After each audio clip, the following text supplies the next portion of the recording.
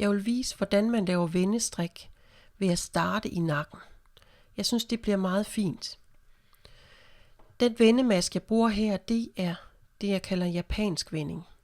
Jeg satte en markør ved omgangen start, og så er jeg strikket hen til der, hvor jeg vil lave første vending. Jeg vender, og den japanske vending, den laver man ved at sætte markøren omkring strikketråden ned under selve masken. Og man kan sådan lige holde på den, når man strikker den. Og det gør det, at den danner et loop, som man bagefter skal bruge til at strikke sammen med en maske. Så strikker jeg selve masken. Og her er jeg jo på vrangsiden, så derfor strikker jeg vrang. Så strikker jeg hen til omgangen start.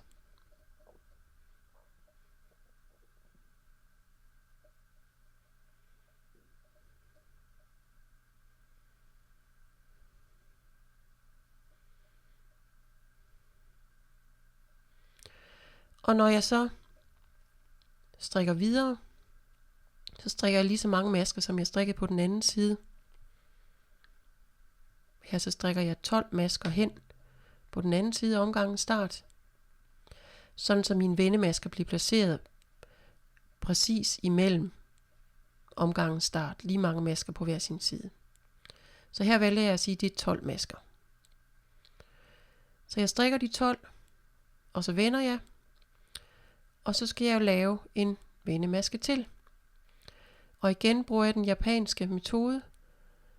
Og nu er jeg på ret siden, det gør egentlig ikke noget. Jeg sætter markøren omkring strikketråden oppe mod masken.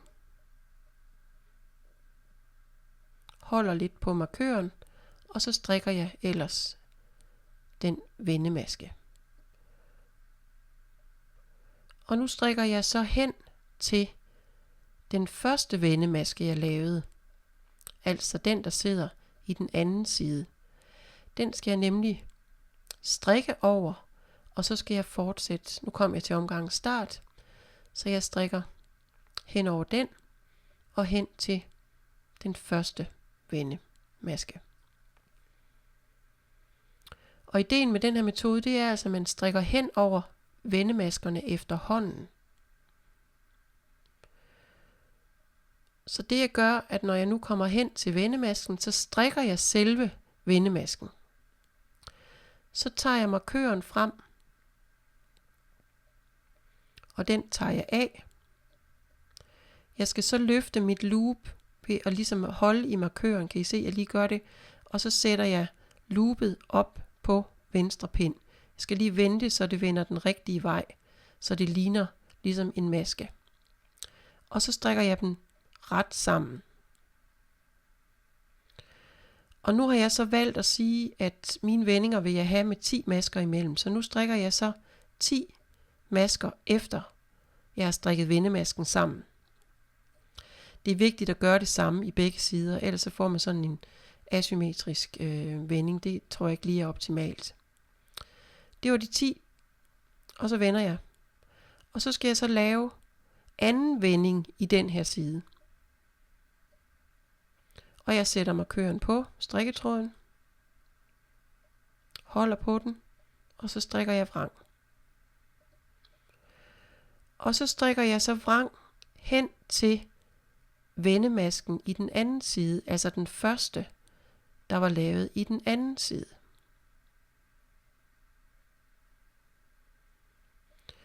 Og når jeg strikker hen på vrangsiden, strikker jeg over selve vendemasken. Her skal den så strikkes lidt anderledes sammen end på retsiden. For at gøre den, så gør jeg det, at masken efter den skal strikkes sammen med, den drejer jeg lige på venstre pind. Så tager jeg mit loop, hiver i markøren og sætter masken op på samme måde, også drejet op på venstre pind. Og nu kommer det måske lidt sværere, det er, at nu strikker jeg dem drejet vrang sammen. Det vil sige, at jeg går lige lidt ind fra vrangsiden af, først igennem masken, videre ind i loopet, og så strikker jeg den så vrang sammen, drejet vrang sammen, så det bliver rigtig fint. Og nu igen strikker jeg så 10 masker efter, for at lave anden vending i den her side.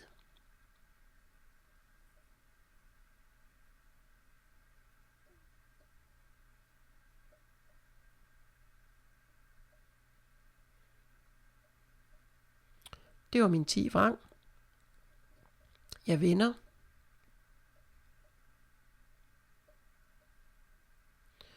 Jeg sætter markøren på strikketråden.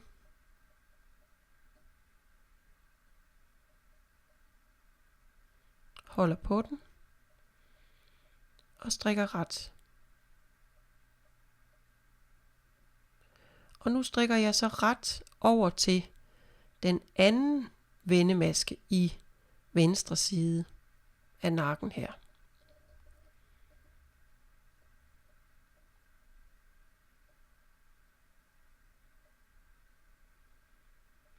Jeg tager markøren,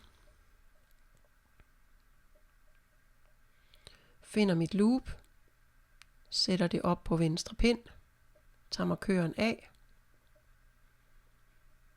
og strikker maske og loop ret sammen.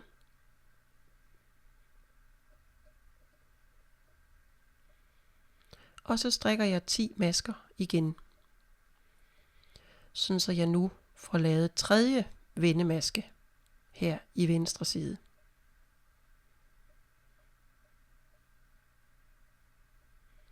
Jeg vender,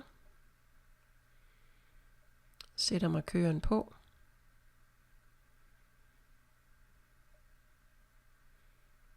holder på markøren, og så strikker jeg vrang. Og nu strikker jeg så over til anden vendemaske i den anden side. Jeg strikker vendemasken, og nu er det, jeg skal strikke drejet vrang. Så jeg vender masken på venstre pind, før jeg sætter loopet op. Jeg tager fat i loopet og sætter det også drejet op på venstre pind. Tager markøren af, og så strikker jeg nu drejet vrang sammen. Altså, først tager jeg pinden ind i masken bagpå, videre ind i loopet og strikker vrang. Og så strikker jeg igen 10 masker efter vendemasken er strikket. Og så fik jeg strikket over den,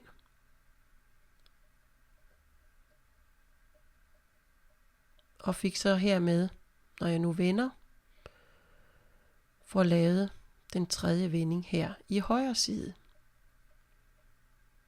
af min nakke. Jeg vil gerne have 4 i begge sider, så derfor skal jeg lige lave 2 til. Jeg strikker ret og strikker over til den tredje vending i venstre side. Jeg strikker hen til den sidste maske, sætter loopet op på venstre pind, tager markøren af og strikker dem ret sammen. Og så strikker jeg 10 masker til.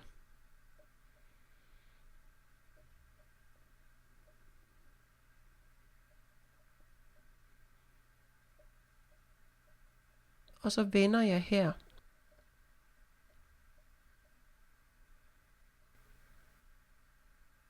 og laver den fjerde vendemaske her.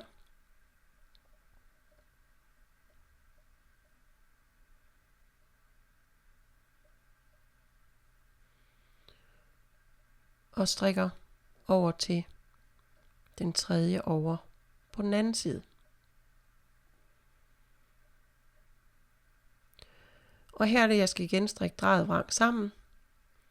Først så vender jeg og drejer masken over på venstre pind, så den sidder drejet. Jeg tager mit loop op, sætter ovenpå, tager markøren af og strikker den drejet vrang sammen. Først ind i masken, videre ind i loopet, og så vrang.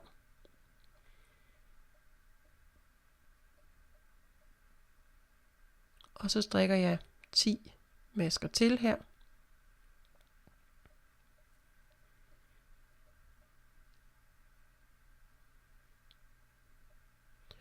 Og så skal jeg så vende den sidste gang over i den her side. Altså den fjerde vending. Jeg sætter markøren på.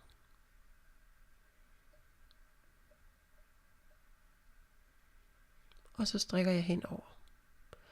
Nu har jeg så lavet 4 vendemasker i begge sider. De sidste 2 mangler jeg at strikke henover, hvor I kan se markørerne sidder.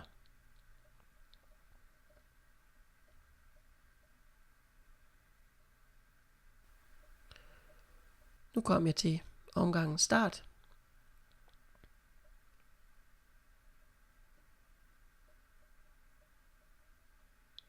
Og nu strikker jeg så rundt, og så fortsætter jeg med at strikke over de sidste 2 vendemasker, den fjerde i begge sider. Jeg tager den sidste, tager loopet op og sætter på venstre pind, tager markøren af og strikker ret sammen. Og nu strikker jeg over de masker, der slet ikke er blevet strikket endnu efter min ribkant, fordi at det faktisk er foran på min trøje. Så nu strikker jeg hen til den aller sidste vending, den fjerde i den anden side. Men den skal så strikkes sammen på en anden måde, fordi den jo før var blevet strikket sammen fra vrangsiden. Så jeg strikker hen til, hvor markøren er. Så stopper jeg en maske før markøren, fordi det er den maske, jeg skal strikke loopet sammen med nu. Jeg løfter lige masken af, og så tager jeg mit loop, og det kan godt være lidt svært at lige få fat i og sætte det op på pinden. Jeg sætter det over på højre pind, og så tager jeg markøren af. Og så for lige at skulle strikke dem sammen, jeg hiver lige lidt i den, sætter jeg dem op på venstre pind og også masken. Og for at det bliver pænest her, så strikker jeg drejet ret sammen. Tidligere var det drejet vrang på bagsiden, nu er det drejet ret på retsiden. Og så strikker jeg så ellers hen til min omgangs start, fordi nu har jeg så fået strikket over alle 4 vendemasker i begge sider, altså 8 vendemasker i alt. Og jeg synes, at overgangene bliver altså flottere, når man bruger den her metode med at starte i nakken. Altså at vi strikker hen over en, før vi laver den næste.